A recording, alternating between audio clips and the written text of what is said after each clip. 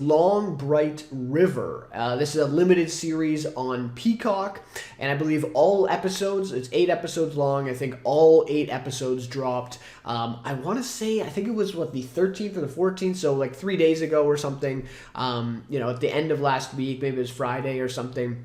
Anyways, so all 8 episodes dropped on Peacock, the streaming service there from NBC. And I have to say, I haven't really checked out that many Peacock shows. Like, there have been a few, but I've always just kind of, maybe I've checked out like one episode of it and I didn't really like it, and that's just kind of my history with Peacock so far. I know they have Poker Face, right? And that was one that I just never got around to. I think it was last year or maybe the year before. So anyways, so this is one that I was kind of a little hesitant on, and then I saw some people talking about it, some really good buzz about it, and of course Amanda Seyfried is the lead of the show here, Long Bright River, and so obviously that's a big draw because she was absolutely unbelievable in the Dropout Hulu miniseries from, when was that from? 2022, I think I want to say, a couple years ago now. But I enjoyed the miniseries as well, but particularly her performance in that was amazing, and obviously she's been in a lot of other things that I've seen too. But yeah, her being in the main role here in this series, really kind of drew me in.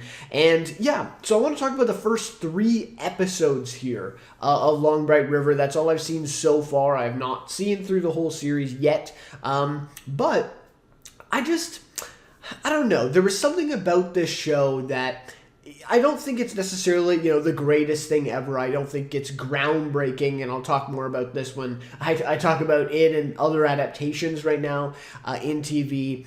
But there was something here, actually, that not every one of these kind of adaptation or mini-series these days has. And it was just kind of a little bit of this charm, I would say, between Amanda Seyfried and her son. I can't remember the young actor's name. Really want to give credit to him, by the way. I think this is one of the best, child performances I've seen in quite a while, on TV at least. He's really, really great. So the child was a little charming, that relationship between them, and that's something that was a little surprising because at the heart of it, it is Amanda Seyfried as a police officer in Philadelphia investigating, missing girls, right, including, a family connection, I'll just say, because I don't want to spoil too much. Although I feel like the show kind of spoiled that in the premise and the trailers and all that stuff. I wish it didn't. But anyways, a family connection, and that is kind of connected to this case that she's working on and finding these missing girls, including girls that have been killed. Right? They've already been murdered. So.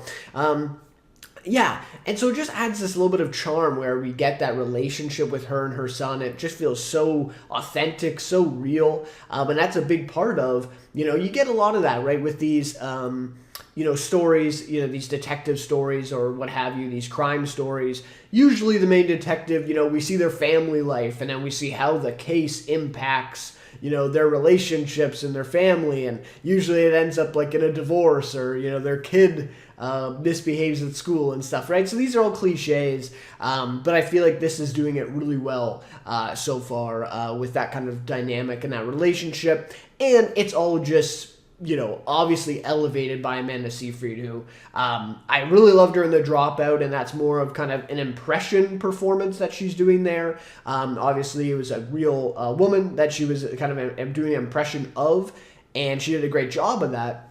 But this, I think, is maybe even more impressive because it's not an impression. It's not it's obviously based on a novel, but she's bringing a lot to this performance and making it her own as this kind of original character, or at least original character to a screen, right? And she is just unbelievable. Like, so much charisma, so much you just feel for her in a lot of these scenes, especially with her son. So I do. And the binge factor, I think, was there too. It's a very easy show to binge. I do like that all 8 episodes were released at the same time. I think this is the exact show that's perfect for that, and I think they made it really, really well in order to fit that kind of, that model, if you will, of this binge show. And I did find myself, I think I watched the first 2 episodes just like that, like back to back, and which I didn't even plan on doing. I was like, okay, I'll check out the first episode, see how it is. And then I was like, yeah, okay, let's go to the second one. And then I would have watched the third one, but I ran out of time. And so I came back, watched the third one, the very next day or whatever it was. So, yeah, and again, like I said, it's not, mind-blowing or anything like that, but I think for what it is, and in some of the writing, there was a few holes that kind of emerged in episode 3 to me, so I am a little weary on moving forward where some of those plot holes may go, or if they will be plot holes at the end of the day. But yeah, overall, first 3 episodes, I thought this was a good show, and I could see, again, like, for the model that this is in a binging show, all 8 episodes at once, this is very easy, especially if you're into kind of true crime. They kind of tease a little bit of a serial killer element here. So if you're into any of that kind of thing, or if you've heard of the novel, of course, and are interested, this is like the perfect show, I think, for this. To just binge, 8 episodes. They're not that long. I think it's like 45 to 50 minutes long.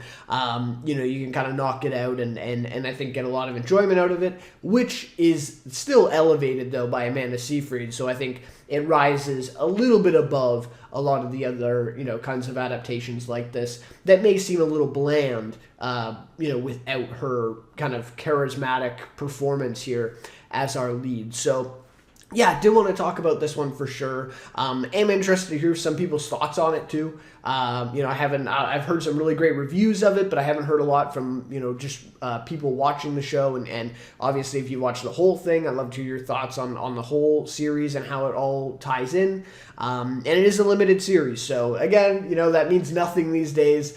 Any, limited series basically can get another season if it's successful these days. But it's just adapting the novel. So at this point in time, it is a limited series, and I hope that it wraps up the story really well by the end of it. So I will probably, watch the rest of the series unless, things really go off the rails here. But overall, yeah, just really impressed, with Amanda Seyfried and certain elements of this that really kind of surprised me, to be quite honest with you. So, yeah, definitely one that's worth checking out, I would say, for sure.